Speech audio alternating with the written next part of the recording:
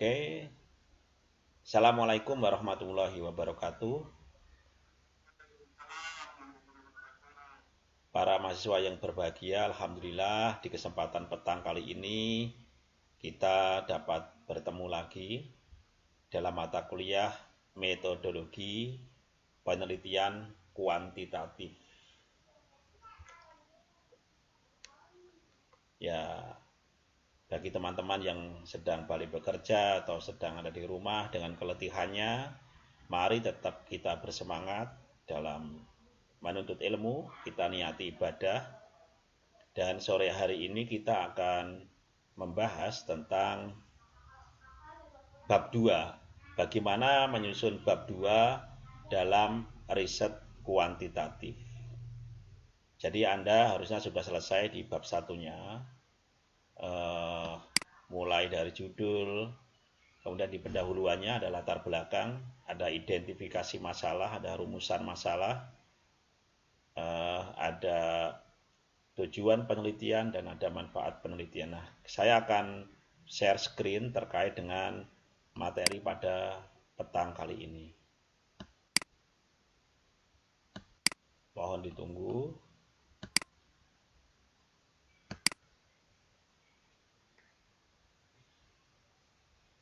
Apakah sudah bisa dilihat?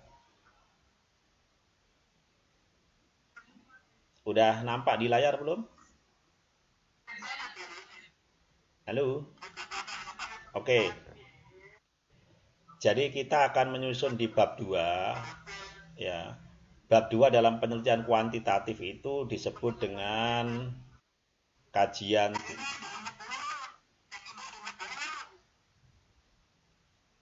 Ya, mohon partisipan untuk mute mikrofonnya dulu sehingga bisa terdengar dengan lebih jelas apa yang saya sampaikan.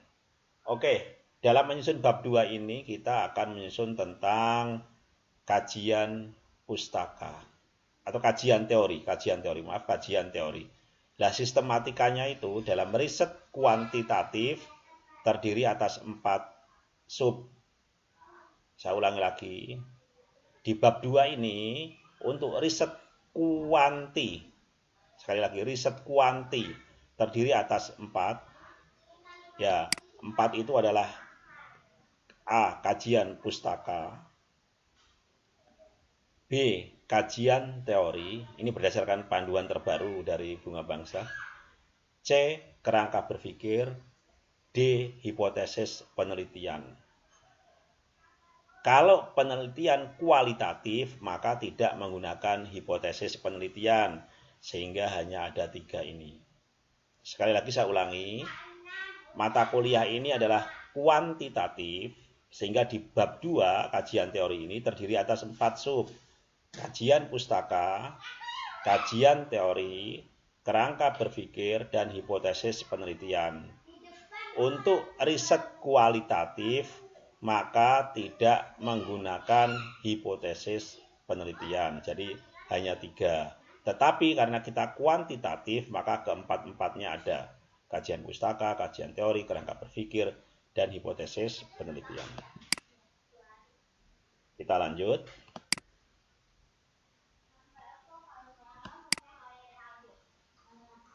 Oke, kita bahas yang pertama, kajian pustaka. Kajian pustaka itu sering disebut juga penelitian yang terdahulu atau penelitian yang relevan. Salah nulisnya, relevan. Kajian pustaka disebut juga penelitian terdahulu atau penelitian yang relevan. Merupakan penelitian yang telah ada dengan topik yang sama dengan yang Anda teliti. Jadi apa yang kita teliti itu sejatinya tidak 100% baru. Karena dulu sudah ada yang melakukan dengan topik yang sama. Ya. Maka kita nanti yang penting adalah menyajikan apa yang perbedaan kita dibanding penelitian yang telah ada terlebih dahulu. Ya, jadi kita harus memiliki kejujuran akademik bahwa apa yang kita teliti itu sudah diteliti oleh orang-orang sebelumnya. Tetapi kita punya distingsi atau kita punya pembeda bahwa apa yang kita teliti itu berbeda dengan riset-riset yang telah ada. Kita lanjut. Nah, ini gimana sih cara bikin kajian pustaka? Ya dulu pernah saya sampaikan dan sekarang kita kuatkan lagi. Ya, ini cara yang paling mudah ini. Idealnya kan kalian mencari kemana-mana tentang riset terdahulu, ya, baik itu dari skripsi, jurnal, tesis, disertasi. Tetapi kita bisa secara instan sebenarnya bisa mengikuti langkah-langkah berikut. Yang pertama adalah masuk ke Google Address. Jadi ketika Anda buka Chrome atau Mozilla Firefox, kemudian Anda ketik Google, maka di situ ada Google Address. Kemudian Anda tuliskan di situ abstrak, titik, topik yang Anda teliti, titik PDF. Contoh misalnya abstrak, titik, pembiayaan syariah atau pemasaran syariah, titik, PDF. Maka nanti akan muncul beberapa abstrak hasil penelitian terkait dengan topik yang Anda ketikkan tadi.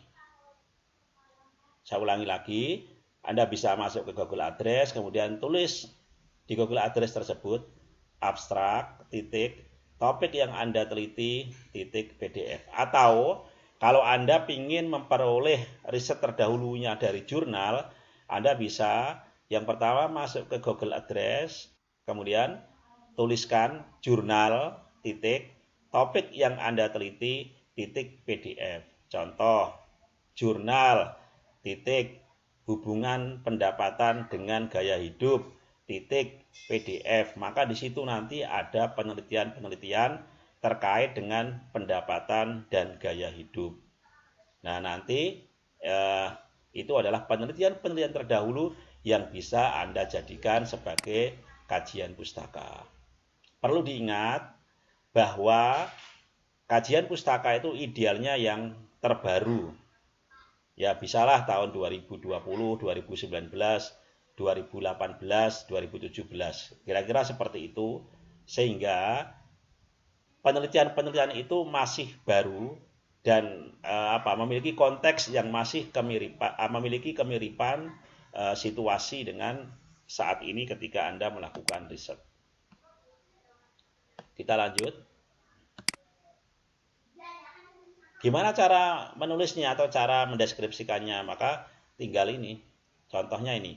Penelitian yang dilakukan oleh diisi. Misalnya penelitian yang dilakukan oleh si Fulan tahun 2018 dengan judul pengaruh tingkat pendapatan terhadap gaya hidup mahasiswa di mana gitu. Nah, itu judulnya. Kemudian Anda tulis hasil penelitian menunjukkan bahwa misalnya tingkat pendapatan berpengaruh secara signifikan terhadap gaya hidup mahasiswa. Misalnya seperti itu. Jadi Anda bisa membuat deskripsinya, ini ada hanya sekedar contoh, Anda boleh mengembangkannya. Jadi ini formatnya penelitian yang dilakukan oleh siapa, tahunnya kapan, dengan judul apa. Kemudian Anda tegaskan di situ hasil penelitian menunjukkan bahwa bla bla bla bla. Nah, kajian pustaka itu idealnya 1,5 kali jumlah pertanyaan penelitian Anda. Kalau pertanyaan Anda 2, ya berarti kajian pustakanya itu minimal 1,5 kali 2 alias 3. Kalau pertanyaan penelitian Anda 3, ya 3 kali 1,5. Berarti berapa itu? Nah, kemudian dibulatkan. Sehingga itu akan representatif.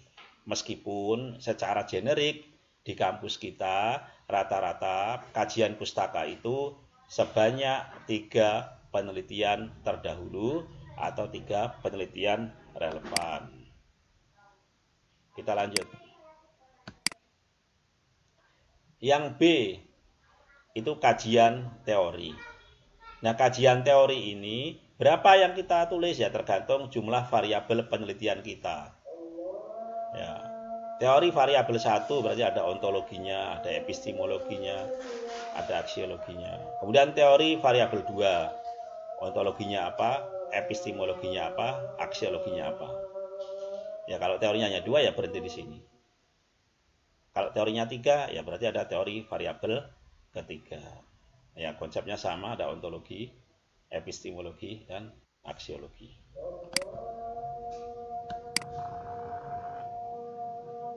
Nah, kerangka berpikir merupakan jembatan antara masalah dengan hipotesis. Jadi kerangka berpikir itu merupakan jembatan antara masalah dengan hipotesis. Cara menyusunnya, paragraf awal deskripsikan masalah, paragraf berikutnya deskripsikan teori, hukum, atau pengalaman empirik terkait dengan masalah. Kemudian yang ketiga, susun relasi antara masalah dengan teori, hukum, pengalaman. Contoh, masalahnya adalah tentang gaya hidup. Maka teorinya adalah teori tentang gaya hidup, faktor-faktor yang mempengaruhi gaya hidup, ya, atau pengalaman empirik Anda. Kemudian susun relasinya. Misalnya relasinya berdasarkan permasalahan dan teori terkait dengan gaya hidup, maka dapat disusun kerangka berpikir bahwa faktor-faktor yang mempengaruhi gaya hidup salah satunya adalah tingkat pendapatan. Nah, itu misalnya seperti itu. Jadi, deskripsikan masalah, deskripsikan teori hukum, pengalaman empirik terkait dengan masalah, kemudian susun relasi antara masalah dengan teori, hukum, dan pengalaman empirik.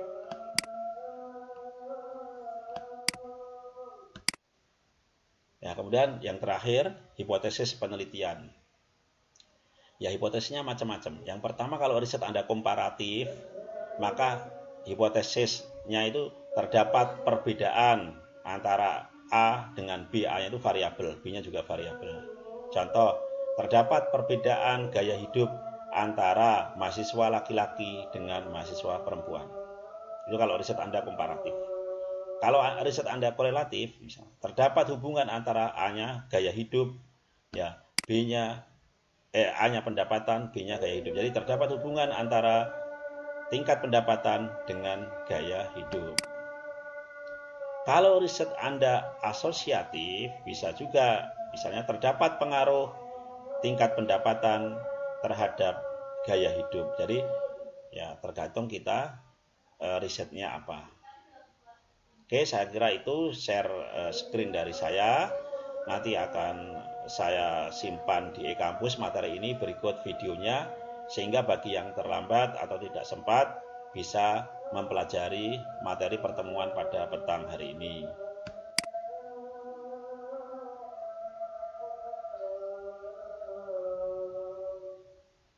Ya, mangga yang mau bertanya sambil kita break adzan.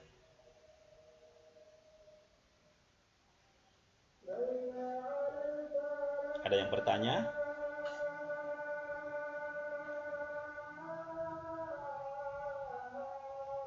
Nanti tugas Anda berarti minggu depan itu sudah bab 1 dan bab 2. Riset kuantitatif ini.